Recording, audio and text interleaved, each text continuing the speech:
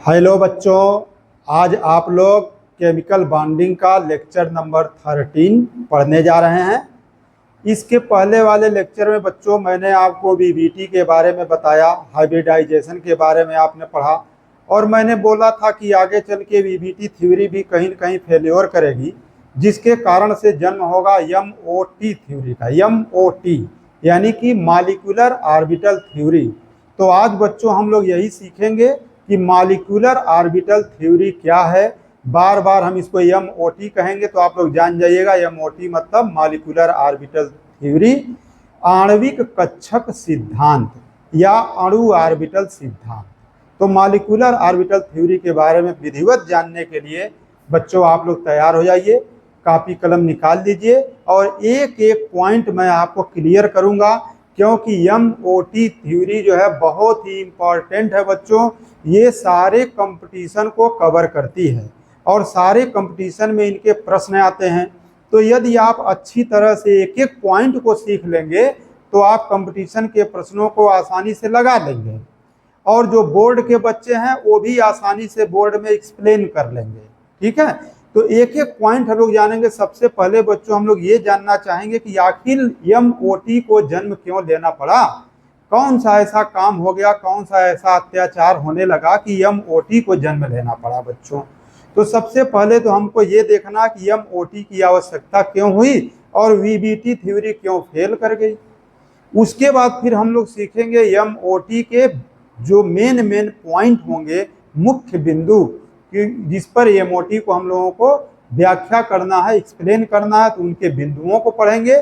फिर बच्चों हम लोग मॉलिक्यूलर ऑर्बिटल थ्योरी के अनुसार मॉलिक्यूल का इलेक्ट्रॉनिक कॉन्फ़िगरेशन भी बनाएंगे, उनकी अन्य गुणों की भी व्याख्या करेंगे। तो चलते हैं, आप आइए अपने इस टॉपिक पर। आज का टॉपिक बच्चों क्या है, मॉलिक्यूलर ऑर्बिटल थ्योरी।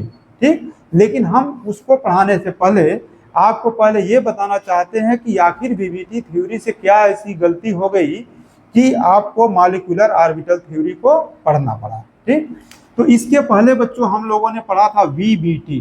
क्या पढ़ा था? वीबीटी, जिसको आप बोलते थे valence bond theory. Valence bond और थ्योरी आप बोलते थे। ठीक, लेकिन अभी हम लोगों को क्या पढ़ना, अभी हम लोगों को पढ़ना है एमओटी यानी कि मॉलिक्यूलर ऑर्बिटल थ्योरी।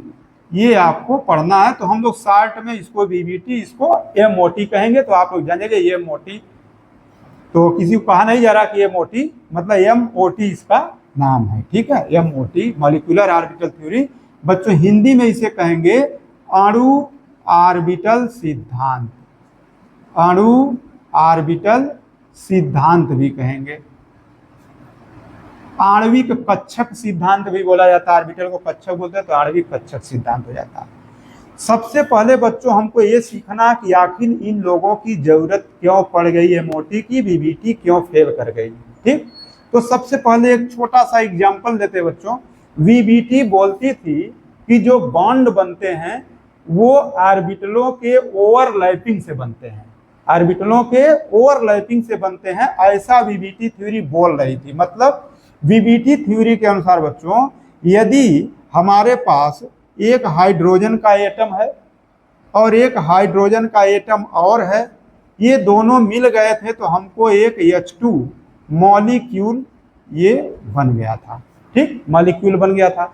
लेकिन वीबीटी थ्योरी क्या कह रही थी? कह रही थी हाइड्रोजन है तो हाइड्रोजन का क्या होता है, 1s1, इसका भी 1s1। तो वीबीटी थ्योरी ने कहा कि भैया इसके ऑर्बिटल में एक इलेक्ट्रॉन है और ये ऑर्बिटल है, इसमें इन दोनों के बीच ओवरलैपिंग होगी। ओवरलैपिंग होगी तो इनके जो ये स्पिन है ये एक दूसरे के अपोजिट होना चाहिए, इसलिए हम लोग इसमें ऐसे बना देते थे। याद आ रहा है आप लोगों को? यदि नहीं याद आ रहा है तो पीछे का लेक्चर नंबर 12, 11, 10 ये तीनों जरूर देखो बच्चों, तभी आपको पूरा क्लियर समझ में आएगा।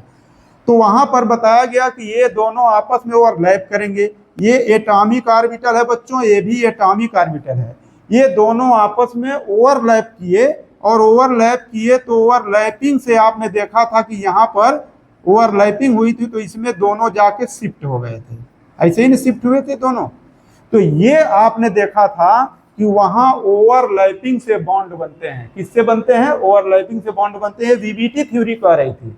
लेकिन लेकिन लेकिन बच्चों, एमओटी थ्योरी यह कहती है कि नहीं, ऐसा नहीं है। जब दो एओ मिलते हैं, अब देखो एटॉमिक ऑर्बिटल को हम लोग शॉर्टकट में एओ एओ कहेंगे, जरा सा ये ध्यान देना। एओ जब भी हम कहेंगे तो तुम क्या समझोगे? एटॉमिक ऑर्बिटल बच्चों, इसको ध्यान देना ना। और जब जब हम एमओ कहेंगे तो तुम समझ लेना मॉलिक्यूलर ऑर्बिटल। एमओ कहेंगे तो क्या समझ लोगे? मॉलिक्यूलर ऑर्बिटल, ठीक है।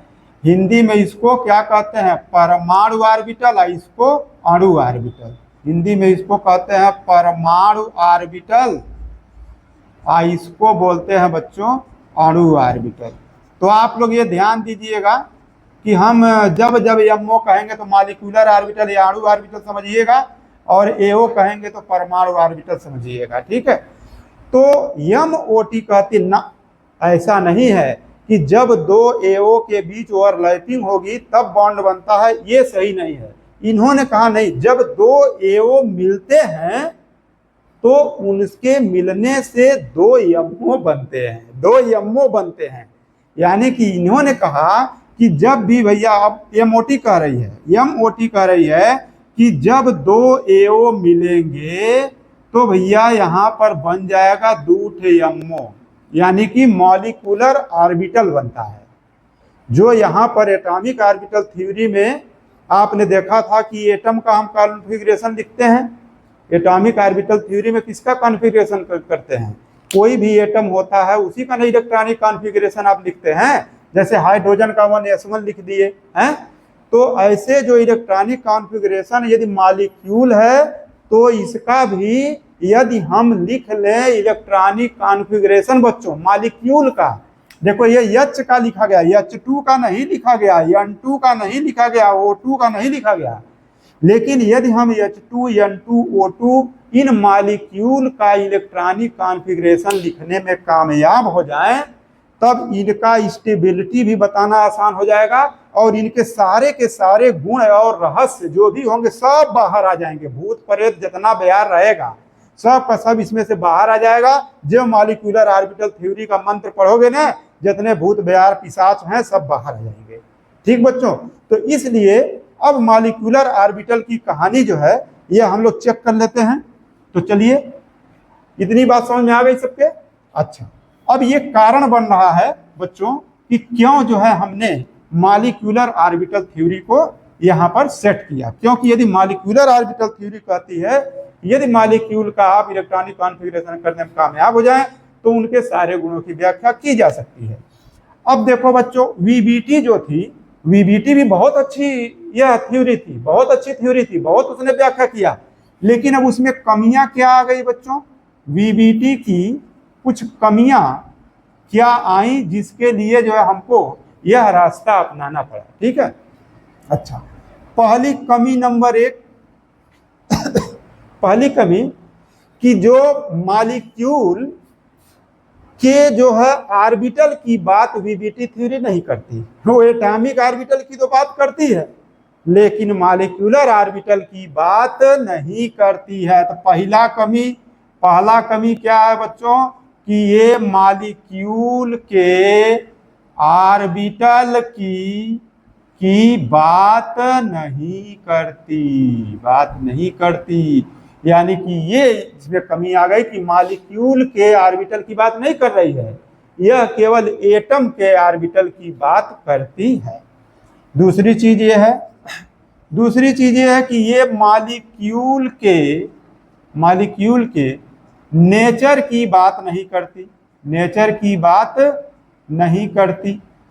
यानी कि यह मॉलिक्यूल की प्रकृति भी नहीं बता सकती कि मॉलिक्यूल जो है कैसा होगा, उसकी प्रकृति क्या होगी, पैरामैग्नेटिक, डाईमैग्नेटिक, तो ये नहीं बता पा रही है। जैसे मान लीजिए, एक एग्जांपल आपको देता हूं। जैसे बच्चों, वीबीटी ने यह बताया कि O2 जो है ना ये डायामैग्नेटिक है। O2 क्या है? डायामैग्नेटिक है। ये कौन बताया? वीबीटी ने बताया, वीबीटी ने बताया कि O2 क्या है, डायामैग्नेटिक। डायामैग्नेटिक हिंदी में बच्चों क्या कहते हैं, प्रतिचुंबकीय। प्रतिचुंबकीय, तो प्रतिचुंबकीय बता दे रही है कौन, वीबीटी। लेकिन जब प्रैक्टिकली ज्ञात किया गया बच्चों, तो पता चला हो ये तो डायामैग्नेटिक नहीं है भैया, ये तो पैरामैग्नेटिक है। पैरामैग्नेटिक है यानी अनुचुंबकीय है।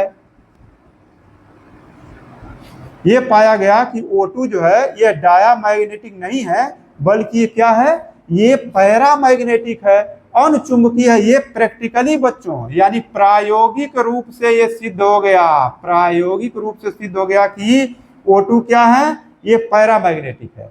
अच्छा, एमओटी थ्योरी भी O2 को पैरामैग्नेटिक प्रूफ करती है। O2 को एमओटी थ्योरी क्या प्रूफ करती है, पैरामैग्नेटिक प्रूफ करती है। तो इसका मतलब है कि मॉलिक्यूलर ऑर्बिटल थ्योरी सही है और यहाँ पर वीबीटी थ्योरी फेल कर गई बच्चों। ठीक, अच्छा, तीसरी बात बच्चों ये है कि कभी भी वीबीटी थ्योरी स्टेबिलिटी की बात नहीं करती, स्टेबिलिटी की बात नहीं करती। कौन, वीबीटी थ्योरी कभी स्टेबिलिटी नहीं बताती कि कितना स्थायित्व होगा कितना नहीं होगा। जैसे मान लीजिए अभी पूछ दिया जाए ना कि H2 प्लस H2 माइनस, ये है H2 प्लस H2 माइनस में कौन ज्यादा स्टेबल है या इसके स्टेबिलिटी का क्रम बताइए, तो वीबीटी थ्योरी यह सब नहीं बता पाती। वीबीटी थ्योरी इसकी बात नहीं करती, मतलब कि इसके स्टेबिलिटी का क्रम की बात नहीं कर पाई। ये कौन व्याख्या करता है, एमओटी थ्योरी से हम ये बता सकते हैं कि इसमें से कौन ज्यादा स्टेबल है या फिर इसके स्टेबिलिटी का हम क्रम बता सकते हैं बच्चों। तो इसी कारण से वीबीटी थ्योरी फेल हुई। और एक पॉइंट ये है, चौथी बात हम यहाँ लिख देते हैं। चौथी बात ये है कि वीबीटी जो है वो केवल एक बांड, दो बांड, तीन बांड की बात करती है। एक बांड, दो बांड, तीन बांड की बात करती है वीबीटी। यानी वीबीटी के अनुसार बच्चों, वीबीटी जो है वह single bond, double bond, triple bond की बात करती है। यानी वह जो है बांड ऑर्डर 1, 2 या 3 की बात करती है। कौन, वीबीटी थ्योरी। जैसे H और H के बीच एक बांड है, O और O के बीच दो बांड है, N और N के बीच 3 बांड है। तो यह एक बांड, दो बांड, 3 बांड तो बताता है। लेकिन बच्चों एमओटी थ्योरी, एमओटी थ्योरी यह 1.5 बांड की बात करती है, 1.5 बांड की बात करती है, 2.5 बांड की बात करती है। इसका मतलब कि यह उनसे ज्यादा स्टेबिलिटी को यह प्रदर्शित करती है और ये बता सकती है कि कौन सा सबसे ज्यादा स्टेबल होगा। तो बच्चों ये सब रहा वीबीटी की कुछ कमियां मैंने बताई। इन कमियों को दूर करने के लिए अब हम लोग एमओटी थ्योरी के पॉइंट को पढ़ेंगे, तो आप लोग अच्छी तरह से समझ गए होंगे कि क्यों जो है वीबीटी थ्योरी फेल कर गई है। देखा है आपने क्या क्या हुआ, मॉलिक्यूल के ऑर्बिटल की बात नहीं किया, मॉलिक्यूल के नेचर की बात नहीं किया, और नहीं तो O2 को उसने डायामैग्नेटिक बताया जबकि प्रैक्टिकली यह पैरामैग्नेटिक है। एमओटी ने पैरामैग्नेटिक प्रूफ किया। स्टेबिलिटी की बात नहीं करती है वो वीबीटी, लेकिन यह बताता है कि स्टेबिलिटी का क्रम भी बताता है और कौन ज्यादा स्टेबल है कौन कम, इसको भी बताता है एमओटी थ्योरी। फिर ये जो वीबीटी थ्योरी है वह बांड ऑर्डर 1, 2, 3 की बात करती है, वह कभी 1.5 बांड, 2.5 बांड नहीं बता पाई। लेकिन एमओटी थ्योरी बच्चों 1.5 बांड, 2.5 बांड की बात की व्याख्या करती है, जिससे हम सही स्टेबिलिटी का क्रम निर्धारित कर सकते हैं। तो चलिए अब आगे हम लोग पढ़ते हैं कि मॉलिक्यूलर ऑर्बिटल थ्योरी और इसके मुख्य बिंदु क्या क्या हैं। ठीक है, मॉलिक्यूलर ऑर्बिटल थ्योरी और इसके मुख्य बिंदु क्या क्या हैं, तो लिखने के लिए आप लोग तैयार हो जाइए। तो बच्चों आणविक कक्षक सिद्धांत या मॉलिक्यूलर ऑर्बिटल थ्योरी एमओटी के मुख्य बिंदु को हम लोग नोट करते हैं। आप लोग भी कापी कलम से नोट कर दिए बच्चों। पहला पॉइंट बच्चों ये है, पहला पॉइंट नोट करेंगे कि जैसे अणुओं में इलेक्ट्रॉन कहाँ रहते हैं? आणविक ऑर्बिटलों में रहते हैं। अणुओं में इलेक्ट्रॉन कहाँ रहेंगे? आणविक ऑर्बिटल में। यानी कि मॉलिक्यूल में इलेक्ट्रॉन कहाँ रहते हैं? मॉलिक्यूलर ऑर्बिटल में, यानी एमओ में रहते हैं। एमओ में रहते हैं। जैसे एमओ में रहते हैं, जैसे एटम में इलेक्ट्रॉन कहाँ रहते हैं? एटॉमिक ऑर्बिटल में।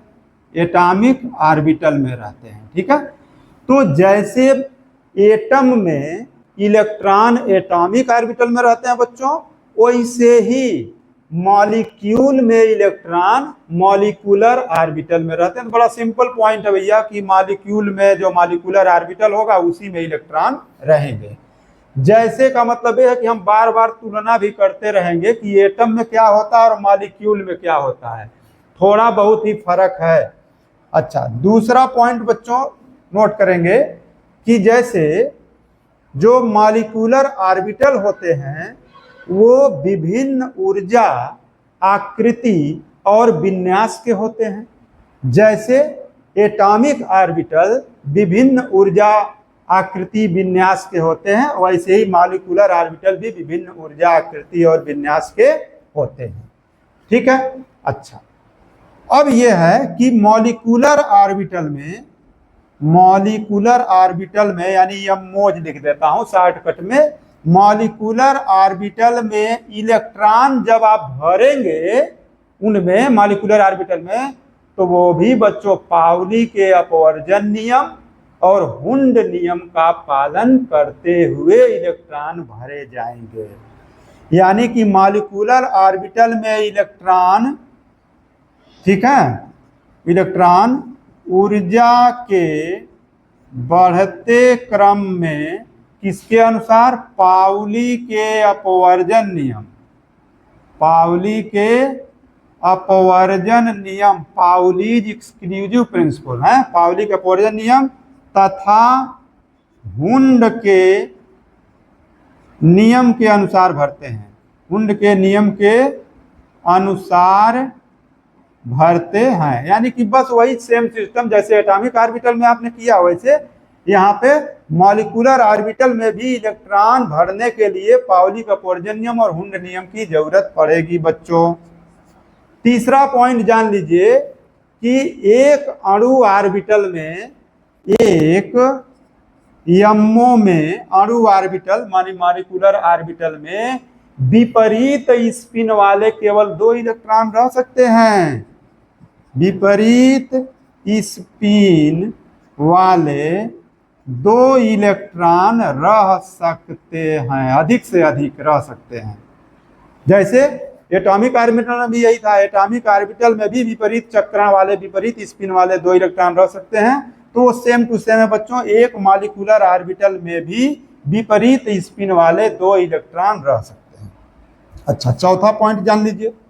चौथा पॉइंट ये हो जाएगा बच्चों कि जो मॉलिक्यूलर ऑर्बिटल होता है उसको हम लोग प्रदर्शित करते हैं सिग्मा से, पाई से, डेल्टा से इत्यादि अक्षरों से प्रदर्शित करेंगे। सिग्मा, पाई, डेल्टा से हम लोग मॉलिक्यूलर ऑर्बिटल को प्रदर्शित करेंगे, एमओज को प्रदर्शित करना है। जबकि आप जानते हैं कि एटॉमिक ऑर्बिटल को हम लोग एस पी डी एफ से प्रदर्शित करते हैं। जैसे एटॉमिक ऑर्बिटल को एस पी डी एफ से प्रदर्शित करते हैं, वैसे यहाँ पर अणु ऑर्बिटल को सिग्मा, पाई और डेल्टा से प्रदर्शित किया जाएगा बच्चों। ठीक है। अच्छा, अब 5वां पॉइंट पर आ जाइए। 5वां पॉइंट ये है कि मॉलिक्यूलर ऑर्बिटल बनता कैसे है? जब 2 या 2 से अधिक एटॉमिक ऑर्बिटल आपस में मिलते हैं बच्चों, तब जाकर के मॉलिक्यूलर ऑर्बिटल बनता है। तो इसका मतलब हो गया कि number of molecular orbitals formed यानी बनाए गए is equal to number of atomic orbital AO, shortcut में क्या लिखते हैं AO, number of atomic orbital combining, यानी जितना वह कंबाइन किया उतना जो है मॉलिक्यूलर ऑर्बिटल बन जाएगा। 2 एओ मिल गए तो 2 एटॉमिक ऑर्बिटल बन के तैयार हो जाएगा बच्चों। 2 एटॉमिक ऑर्बिटल मिल गए तो जैसे जैसे आपको हम बता देते हैं, जैसे मान लीजिए एक एओ ये है और एक एओ और है, ये 2 एओ मिल गए एटॉमिक ऑर्बिटल दो थे, तो ये बना लेंगे 2 अणु orbital MO MO molecular orbital. 2 AO मिलेंगे तो 2 अणु ऑर्बिटल भी बन जाएगा। ठीक, यहां तक की बात समझ में आ गई। अच्छा, अब ये जो एटॉमिक ऑर्बिटल बनेंगे बच्चों 2 अब इसमें से एक जो होगा, एक जो है इसकी ऊर्जा एक थोड़े की कम होगी और एक की ऊर्जा ज्यादा होगी, एक की ऊर्जा कम और एक की ऊर्जा ज्यादा होगी। अब इसको कैसे कम या ज्यादा होगा इसकी बात करते हैं। इसको थोड़ा मिटा दे बच्चों, तब जो है अब देखिए अगला पॉइंट को समझने के लिए हम थोड़ा इसको मिटा देते हैं। अब इसको जरा अच्छी तरह समझिए आप लोग कि molecular orbital form number of orbital combining atomic orbital combining. अब देखो इसमें यह है कि जब जब 2 एओ मिलाओगे भैया तो 2 के मॉलिक्यूलर ऑर्बिटल बन जाएंगे, ठीक, लेकिन इसमें एक बनेगा निम्न ऊर्जा वाला ऑर्बिटल, एक बनेगा निम्न ऊर्जा का आबंधी ऑर्बिटल बनेगा। तो मान लेते हैं ये वाला जो है नीचे जो बनेगा वो निम्न ऊर्जा का बनता है, ऊपर जो बनता है वो उच्च ऊर्जा वाला बनता है। तो एक बनेगा बच्चों निम्न ऊर्जा वाला बॉन्डिंग मॉलिक्यूलर ऑर्बिटल, इसको हम लोग बीएमओ फिर कह देंगे। चलो यहां लिख लेता हूं, यानी अब कहानी ये आ गई कि एओ प्लस एओ 2 लोग मिल गए भैया तो 2 बनेगा जरूर, लेकिन एक ठौरक ना हो बीएमओ और एक ठौरक ना हो जाई AMO AMO BMO AMO. BMO को कहेंगे bonding molecular orbital, bonding molecular orbital, bonding molecular orbital orbital, ठीक है। एएमओ को क्या कह देंगे बच्चों एंटी बॉन्डिंग मॉलिक्यूलर ऑर्बिटल, ऐसे। अब इसकी जो एनर्जी होगी ये कम होगी, एनर्जी क्या होगी, एनर्जी इसकी कम होगी, कम होगी, लेकिन ये स्टेबल बहुत होगा, स्टेबल बहुत होगा। इसकी एनर्जी अधिक होगी बच्चों, एनर्जी इसकी अधिक होगी, लेकिन यह स्टेबल नहीं होगा, स्टेबल स्टेबल नहीं होगा, ठीक है, नहीं होगा, और ये स्टेबल होगा। यानी कि जो 2 एटॉमिक ऑर्बिटल मिले तो 2 प्रकार के मॉलिक्यूलर ऑर्बिटल बनेंगे, लेकिन उसमें एक तो निम्न ऊर्जा वाला होगा बच्चों, एक तो अधिक ऊर्जा वाला। निम्न ऊर्जा वाले को हम लोग नीचे ही लिखेंगे और उसको बॉन्डिंग मॉलिक्यूलर ऑर्बिटल बीएमओ से प्रदर्शित करेंगे। ऊपर वाला जो है एंटी बॉन्डिंग मॉलिक्यूलर ऑर्बिटल होगा जिसको हम लोग एएमओ से प्रदर्शित करेंगे। अच्छा, अब ये सब हो कैसे रहा है, ठीक है, तो इसके लिए बच्चों गणितीय रूप इसका समझना पड़ेगा। इसका हम लोग समझते हैं गणितीय रूप, श्रोडिंगर ने इक्वेशन दिया है, उस इक्वेशन के अनुसार समझते हैं। ये तो आपके समझ में आ गया। अब देखते हैं कैसे अधिक या कम हो रहा है। तो इसके लिए हम लोग श्रोडिंगर का जो इक्वेशन है उसको सीखते हैं। अब जैसे इसको इन्होंने कह दिया कि 2 जो एओ है और सब चूंकि तरंग है वो सब वेव पे आधारित है, तो ये गणितीय समीकरण बताया गया जाई एमओ माने molecular orbital is equal to जाई 1 प्लस माइनस जाई 2। अब ये देखिए ये एओ एओ है और ये बन गए एमओ, तो एक बार प्लस से बनेगा और एक बार इन दोनों के माइनस करने से बनेगा। अच्छा, तब आप देखो बच्चों यह जो एमओ है यह प्लस से भी बनेगा और माइनस से बनेगा। तो यह एक वेव है, तो वेव का मतलब ये हो गया कि मान लीजिए कि हमारे पास ये जो ऑर्बिटल थे ना, ये जाई 1 हो गया और एक ऑर्बिटल ये है, ये जाई 2 हो गया, जाई 1 जाई 2। अब ये दोनों मिलके क्या बनाए हैं जी, दोनों मिलके ये तो बना है, एक ठोरा AMO बनाया है, एक ठो BMO बनाया है। एक AMO बना दिया और एक BMO बना दिया। AMO जो है यह क्या है, इसकी एनर्जी अधिक है, इसकी एनर्जी क्या है, अधिक है। तो जब अधिक हुई थी कब्बो स्टेबल ना हुई, बार बार भगते रही, एक बड़ी ऊर्जा बा, बड़ी ऊर्जा रही थी कब्बो स्टेबल नहीं होगा। एक ऊर्जा कम है, जहाँ ढिमला जाए वहीं रह जाए। एनर्जी कम है तो ये क्या होगा, ये स्टेबल रहेगा बच्चों, जहाँ रहेगा वहीं पे आराम से स्टेबल हो जाएगा। ठीक, अच्छा अब जैसे वेव है तो वेव का मान लीजिए ऐसे है, ये देखो जैसे ये वेव हो गया, ठीक, ये प्लस हो गया, ये माइनस हो गया, फिर ये वेव हो गया आपका, ये हो गया प्लस और ये माइनस। अब ये दोनों मिल गए बच्चों, जब दोनों मिल जाएगा तो प्लस प्लस मिल गया एक को, तो प्लस प्लस मिल गया तो ज्यादा नहीं हो जाएगा।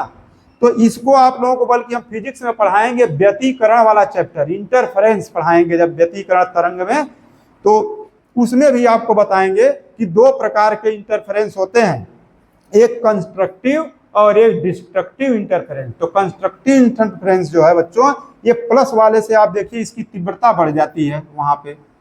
अब ये देखो प्लस प्लस जुड़ जाएगा ना, तो ये प्लस का तत् हो गए, यो नीचवा माइनस माइनस जुड़ गए तो माइनस भी तत् हो गया। ठीक, तो इस प्रकार से ये बना, तो इसको बोलते हैं constructive interference. Constructive interference, interference यानी व्यतिकरण है, कंस्ट्रक्टिव इंटरफेरेंस। अच्छा, अब इसी को जब माइनस कर दोगे तब देखो, ये प्लस हो गया, ये माइनस हो गया, माइनस, ये आपका प्लस हो गया, ये माइनस। अब जब प्लस में से प्लस घट गया तो क्या बचा, घंटा, घंटा बचा। जब प्लस में से प्लस घट गया तो कुछ बचबा नहीं किया, यानी कि यह एक सिंपल ऐसे सरल रेखा की तरह से आ जाएगा। तो इसको बोलते हैं बच्चों डिस्ट्रक्टिव इंटरफेरेंस, डिस्ट्रक्टिव और इंटरफेरेंस, डिस्ट्रक्टिव इंटरफेरेंस।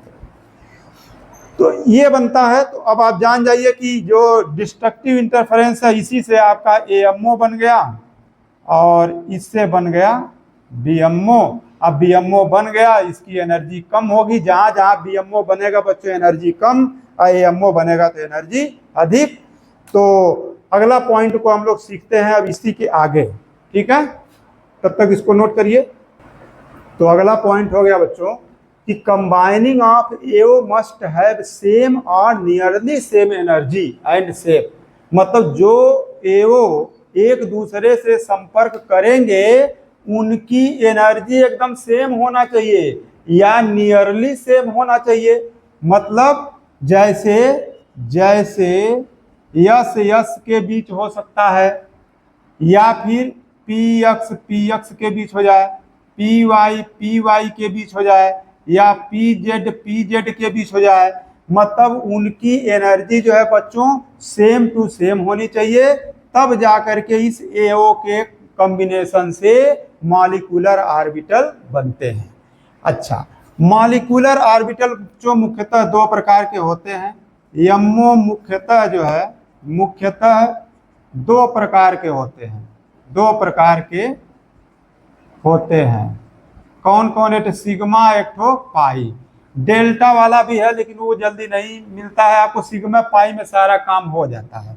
तो सिग्मा और पाई यही दो MO हैं मॉलिक्यूलर ऑर्बिटल जो आपके लिए प्रमुख हैं। तो इनके बारे में हम लोग देखते हैं कि ये कैसे बनते हैं। जी, इसमें से ही बच्चों जो सिग्मा वाला MO है, यानी सिग्मा वाला जो MO है, ये आपका बनता है एक्सियल इंटरफेरेंस से बनता है। ठीक है, अक्षीय, अक्षीय माने axial interference of AO, atomic orbital के अक्षीय व्यापन से बनता है, यानी व्यतिकरण से बनता है ये। तो अक्षीय माने एक्सियल, अक्ष पर होगा। तो अक्ष पर कैसे होगा? तो मान लीजिए आपके पास ये प्लस है, मान लीजिए 1s हो गया। अब हम पहले इसको कंस्ट्रक्टिव इंटरफेरेंस फिर डिस्ट्रक्टिव इंटरफेरेंस आप पढ़ चुके हैं, अभी पीछे जस्ट बताया कंस्ट्रक्टिव वाले में और डिस्ट्रक्टिव वाले में। तो कंस्ट्रक्टिव वाले में कौन बनता है? BMO बनता है, उसकी एनर्जी कम होती है। और डिस्ट्रक्टिव वाले में कौन बनेगा, उसमें बनेगा AMO और उसकी एनर्जी ज़्यादा होती है बच्चों। तो उसी चीज़ को हम ऐसे भी दर्शा सकते हैं, देखिए 1s मान लीजिए है, ये दोनों हमने किया और यहाँ पर कंस्ट्रक्टिव इंटरफेरेंस हो गया, कंस्ट्रक्टिव इंटरफेरेंस हो गया मान लीजिए, ठीक है, कंस्ट्रक्टिव इंटरफेरेंस हो गया। तो कंस्ट्रक्टिव इंटरफेरेंस हो गया बच्चों, तो यहाँ पर ये बन गया आपका EMO बन गया ले, और इसको क्या बोलेंगे, इसकी ऊर्जा कम होगी तो इसको बोला जाएगा bonding molecular orbital, bonding molecular orbital. और इसको प्रदर्शित करेंगे सिग्मा 1s से, सिग्मा 1s से इसको प्रदर्शित किया जाएगा, बॉन्डिंग मॉलिक्यूलर ऑर्बिटल को सिग्मा 1s से। आज जब यही एंटी बॉन्डिंग होगा बच्चों, तो एंटी बॉन्डिंग के ऊपर स्टार लगा देते हैं, स्टार लगा देंगे इसी के ऊपर, तो एंटी बॉन्डिंग हो जाएगा, और ऐसे ही लिखेंगे तो बॉन्डिंग मॉलिक्यूलर ऑर्बिटल हो गया। अच्छा, अब देखिए यहाँ पर क्या होगा, अभी यहाँ पे इलेक्ट्रॉन की डेंसिटी बच्चों बहुत ज्यादा होगी, क्योंकि अभी पीछे आप वेव बना के दिखाए थे ना, बड़ी वेव बनी थी, तो बड़ी वेव बनी थी, जगह ज्यादा है तो इलेक्ट्रॉन बहुत ज्यादा यहाँ पे रह जाएंगे, तो यहाँ पर इलेक्ट्रॉन की डेंसिटी जो है बच्चों ये अधिक पाई जाएगी, इलेक्ट्रॉन की डेंसिटी अधिक पाई जाती है। अच्छा, आज जहां इलेक्ट्रॉन रहबा नहीं करता एक को, उसको हम लोग कहते हैं नोडीय तल, नोडल प्लेन बोलते हैं। जहां इलेक्ट्रॉन के पाए जाने की प्रायिकता 0 होती है उसको हम लोग नोडल प्लेन बोलते हैं। जैसे मान लीजिए इसी को यदि हम लोग, ये 1s है, दूसरा वाला प्लस 1s है, और यहाँ पे हम इसको कर दिए डिस्ट्रक्टिव इंटरफेरेंस, डिस्ट्रक्टिव इंटरफेरेंस कर दिए बच्चों। तो अभी आपको समझाया डिस्ट्रक्टिव इंटरफेरेंस में एक सीधी लाइन बन जाती है, एक सीधी लाइन केवल बन जाती है, प्लस प्लस। अब यहाँ पर कोई इलेक्ट्रॉन नहीं रहता, यहाँ पर कोई इलेक्ट्रॉन रहता होता नहीं है, फिलहाल इसको कहोगे क्या, एंटी बॉन्डिंग मॉलिक्यूलर ऑर्बिटल बोलेंगे, अभी पीछे बोल दिए हैं। प्रदर्शित कैसे करोगे, सिग्मा स्टार 1s से इसको प्रदर्शित किया जाएगा, सिग्मा स्टार 1s से इसको प्रदर्शित कर देंगे। अच्छा, यहाँ पर क्या है, यहाँ पे बच्चों देखो इसकी इलेक्ट्रॉन की डेंसिटी बहुत कम है, यहाँ पे कोई इलेक्ट्रॉन नहीं है, यानी कि इलेक्ट्रॉन जो डेंसिटी है, डेंसिटी ई हो गई बहुत कम, बहुत कम, यानी इलेक्ट्रॉन नहीं है, तब तक हो गया नोडल प्लेन। क्या हो गया, नोडल प्लेन बच्चों हो गया। तो यहाँ पर एक ये हो गया आपका नोडल प्लेन, ठीक। अब देखो एक क्वेश्चन यही मिल गया, एक क्वेश्चन ये मिल गया कि सिग्मा 1s में नोडल प्लेन नहीं होता बच्चों, एक को नोडल प्लेन नहीं है, जबकि सिग्मा स्टार 1s में एक नोडल प्लेन होता है। तो ये भी जानकारी आपको होनी चाहिए कि इसमें कोई नोडल प्लेन नहीं, इसमें एक नोडल प्लेन होता है। ऐसे ही आप 2s के लिए भी बना सकते हैं, 2s के लिए भी ऐसे BMO और AMO हम बना सकते हैं। तो एक कहलाएगा सिग्मा 2s और दूसरा कहलाएगा सिग्मा स्टार 2s। अच्छा, हम इसको ऐसे भी दिखा सकते हैं, इसको दिखा कैसे सकते हैं, साधारण रूप से ऐसे दिखा सकते हैं, देखो 1s, फिर यहाँ दिखा सकते हैं 1s, और इनके द्वारा मिलने से हमको 2 ठे बन रहा है, तो एक MO यहाँ बन रहा है, एक MO यहाँ बन रहा है। इसको बच्चों कह देंगे BMO, इसको कह देंगे AMO, इसको प्रदर्शित करेंगे सिग्मा 1s से, इसको प्रदर्शित करेंगे सिग्मा स्टार 1s। ठीक, समझ में आ गई बात। अच्छा, तो इसको नोट करिए, तब हम लोग फिर अब पाई वाला भी सीखते हैं। अभी मैंने आपको सिग्मा वाला बताया, उतार लिए बच्चों। तो अभी आपने ये सीख लिया यस और यस के बीच, ठीक है। अब इसको मैं मिटाता हूँ। अब हम सिखाते हैं आपको कि यदि पाई वाला MO कैसे बनेगा, अब प्लस यदि PX PY PZ इन सबों के बीच बॉन्डिंग बनानी हो तो कैसे बनेगा। जैसे मान लीजिए हम एक एग्जाम्पल ले लेते हैं, N ट्रिपल बॉन्ड N का बच्चों, नाइट्रोजन बहुत बनाए हुए इसको, इसमें सबको पता है कि एक तो सिग्मा बॉन्ड बनता है और 2 ठे पाई बॉन्ड बनता है, एक सिग्मा बॉन्ड बनता है और 2 पाई बॉन्ड बनता है बच्चों। इसमें जो है आप बनाते हैं तो 3 ऑर्बिटल यहाँ बनाते हो, ऐसे 1 2 3 2p3, इसका भी बनाते हो, ऐसे बना दिए। और इसका भी हो गया 2p3, 2p3। चलो यहाँ ऊपर लिखता हूँ, ये भी 2p3 को प्रदर्शित करता है, ये भी 2p3 को प्रदर्शित करता है। अच्छा, क्योंकि नाइट्रोजन का आप जानते हैं 7 होता है, तो 1s2 2s2 2p3 हो गया। नाइट्रोजन का 7 होता है, तो 1s2 2s2 2p3, तो ये भी 2p3, ये भी 2p3। बच्चों इसी में एक px है, एक py है, एक pz है, px है, py है, pz है। तो अब इसमें से पहला बॉन्ड जो बनेगा वो सिग्मा बॉन्ड बनेगा। पहला बॉन्ड जो बनेगा वो सिग्मा बॉन्ड बनता है, ऐसा जो है बताया गया था वीबीटी थ्योरी के द्वारा। तो यहाँ पर भी होगा कि पहला जो इंटरफेरेंस होगा बच्चों, उसमें हम लोग सिग्मा वाला बीएमओ या एएमओ बनाएंगे, और जब दूसरा साइड वाइज ओवरलैप करेगा या साइड वाइज यहाँ इंटरफेरेंस बोलेंगे, इंटरफेरेंस करेगा, तब बनेगा पाई वाला मॉलिक्यूलर ऑर्बिटल। तो अभी हम यहाँ पर तीनों की ऊर्जा सेम है, px py pz, तीनों की ऊर्जा सेम होती है। आप चाहे जो उन्हें भिड़ा दीजिए दो उठा रखे, पहला बॉन्ड वही सिग्मा वाला बन जाएगा, लेकिन तो चाहे जिसको भिड़ा दीजिए।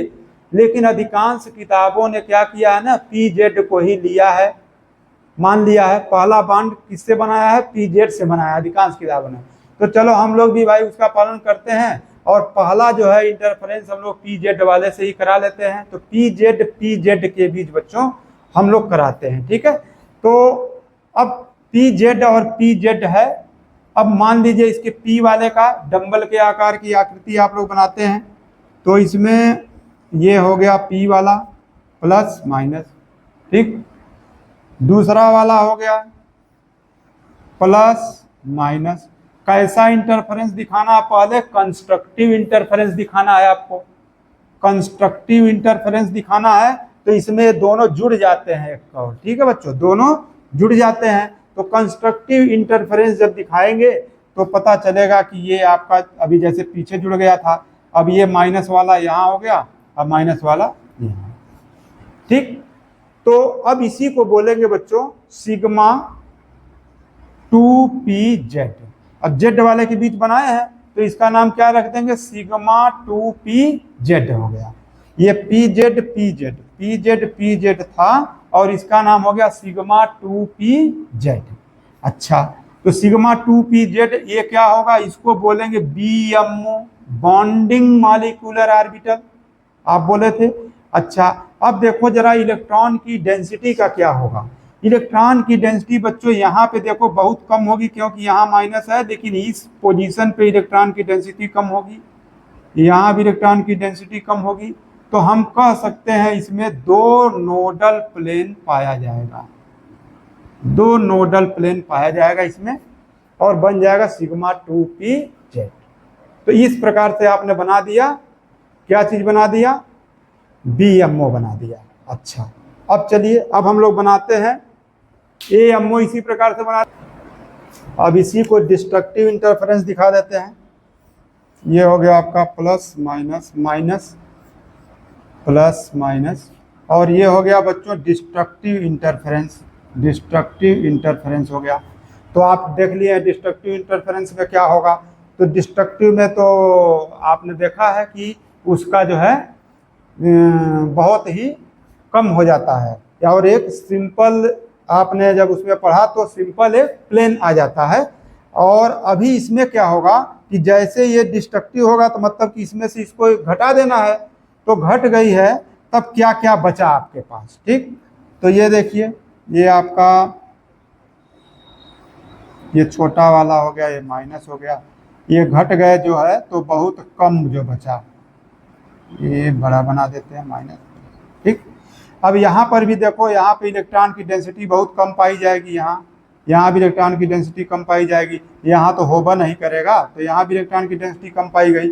अब ये बन गया बच्चों sigma star 2pz, sigma star 2pz, इसको एएमओ कह दोगे, AMO anti bonding molecular orbital. अच्छा, और नोडल प्लेन कितने पाए गए, 3, देखो 1 2 3 नोडल प्लेन कितने पाए गए, 3 नोडल प्लेन, 3 नोडल प्लेन पाए गए। इसी सब को दर्शाया जाता है। जब हम लोग दर्शाएंगे तो कैसे दर्शाएंगे, ये हो गया बच्चों pz, दूसरा वाला pz, और इन दोनों के मिलने से हमारे पास एक तो बनेगा BMO, एक बनेगा AMO। तो एक को कहेंगे सिग्मा 2PZ, ये BMO बनेगा, इसका एनर्जी कम होगा। और एक को कहेंगे सिग्मा स्टार 2PZ, यह AMO बनेगा, इसकी एनर्जी अधिक होगी। ठीक है, तो ये तो सिग्मा वाला ही बन गया। अब चलिए अब पाई वाला कैसे बनेगा ये देखते हैं। ठीक है, इसको नोट कर लीजिए मिटाऊं। चलिए अब इसी का हम लोग सीखते हैं कि पाई वाला मॉलिक्यूलर ऑर्बिटल कैसे बनेगा।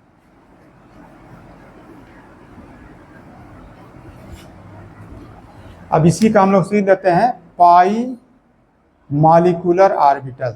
पाई मॉलिक्यूलर ऑर्बिटल कब बनेगा?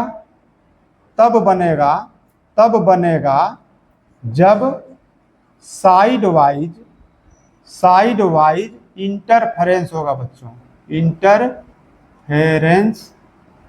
होगा। जब साइड वाइज इंटरफेरेंस होगा तब जाकर के ये बनेगा पाई मॉलिक्यूलर ऑर्बिटल। ये किसके किसके बीच बनेगा? पी अक्ष के बीच बन सकता है, पी वाई के बीच, ये बचा ना, तो इन्हीं दोनों के बीच ये बनेगा। तो कैसे बनता है तो इसको भी देख लेते हैं। पहले कंस्ट्रक्टिव होगा फिर डिस्ट्रक्टिव हो जाएगा। तो कंस्ट्रक्टिव इंटरफेरेंस है तो ये साइड वाइज ओवरलैपिंग होगी, प्लस हो गया माइनस हो गया, फिर साइड वाइज ओवरलैपिंग कराइएगा, प्लस हो गया माइनस हो गया। ठीक है, यहाँ पे कंस्ट्रक्टिव हो जाएगा इंटरफेरेंस, कंस्ट्रक्टिव इंटरफेरेंस हो गया बच्चों। यहाँ पे प्लस वाला हो गया, यहाँ माइनस वाला हो गया, तो बीच में एक नोडल तल आपको मिल जाएगा। ठीक है, एक नोडल प्लेन इसमें पाया जाएगा, एक नोडल प्लेन पाया जाएगा। इसको क्या बोलोगे तुम लोग? अब देखो ये पी अक्ष है, ये पी अक्ष है, या 2p अक्ष कह सकते हैं आप। 2p अक्ष है तो ये क्या बन जाएगा? सिग्मा 2p अक्ष। सिग्मा 2p अक्ष क्या है? ये BMO है, BMO। इसका एनर्जी लेवल कम होगा और एक नोडल प्लेन भी इसमें पाया गया। ठीक है, ओ सॉरी पाई बना है ना जी, पाई, सॉरी बच्चों। तो पाई 2p अक्ष बन गया ये, यानी कि 2p अक्ष के बीच साइड वाइज ओवरलैपिंग हुई तो पाई 2p अक्ष बन गया। पाई 2p अक्ष जो है इसमें एक का नोडल प्लेन होता है बच्चों। अब इसके बाद आप इसको कर दीजिए डिस्ट्रक्टिव वाला करा दीजिए, प्लस माइनस यहाँ माइनस, तो ये हो गया डिस्ट्रक्टिव इंटरफेरेंस। डिस्ट्रक्टिव इंटरफेरेंस हो गया, तब बीच में कुछ नहीं बचेगा, तो ये हो जाएगा प्लस, ये हो गया माइनस, ये हो गया प्लस, ये हो गया माइनस। अब यहाँ देखिए एक नोडल तल यहाँ बनेगा और एक नोडल तल ये बन जाएगा बच्चों। यानी कि कितने नोडल तल बनेंगे? 2 नोडल तल बनेंगे। इसको क्या बोलेंगे? पाई स्टार 2p अक्ष, पाई स्टार 2p अक्ष बोलेंगे। इसको AMO बोलेंगे, एंटी बॉन्डिंग मॉलिक्यूलर ऑर्बिटल। और इसमें जो नोडल प्लेन आ गया बच्चों, ये हो गया 2 नोडल प्लेन, 2 नोडल प्लेन हो गया। ठीक इसी प्रकार से आप किसका बना सकते हैं? इसी प्रकार से हम 2py और 2py के बीच भी बना सकते हैं। ठीक, तो आप लोगों ने देखा कि हम लोगों ने जो मॉलिक्यूलर ऑर्बिटल बनाए तो सिग्मा वाले के लिए भी बना लिया, पाई वाले के लिए भी बना लिया बच्चों। अब ये है कि इन मॉलिक्यूलर ऑर्बिटल में हमको इलेक्ट्रॉन कैसे भरना है, इनके वितरण की व्यवस्था क्या होगी, अणुओं का इलेक्ट्रॉनिक कॉन्फ़िगरेशन क्या होगा, और फिर स्टेबिलिटी कैसे पता करेंगे, कैसे उनका मैग्नेटिक नेचर पता करेंगे। और सब सवालों के लिए, बहुत अच्छे सवालों के लिए बच्चों मॉलिक्यूलर ऑर्बिटल थ्योरी का यानी कि अगला लेक्चर आपको देखना पड़ेगा। तो मॉलिक्यूलर ऑर्बिटल थ्योरी एक लेक्चर में नहीं कंप्लीट हुई। एक लेक्चर में मैंने आपको केवल ये बताया कि मॉलिक्यूलर ऑर्बिटल थ्योरी की जरूरत क्यों पड़ी और मॉलिक्यूलर ऑर्बिटल के मुख्य पॉइंट क्या थे और मॉलिक्यूलर ऑर्बिटल कैसे बनते हैं, ये सब मैंने आपको बता दिया। अब इसके इलेक्ट्रॉनिक विन्यास और इसके स्टेबिलिटी और अन्य इसकी कहानियों की जानकारी करने के लिए आप केमिकल बॉन्डिंग लेक्चर नंबर 14 माने 14 का इंतजार करें। जैसे ही उसे अगले दिन में मैं वह वीडियो भी पेश करूंगा।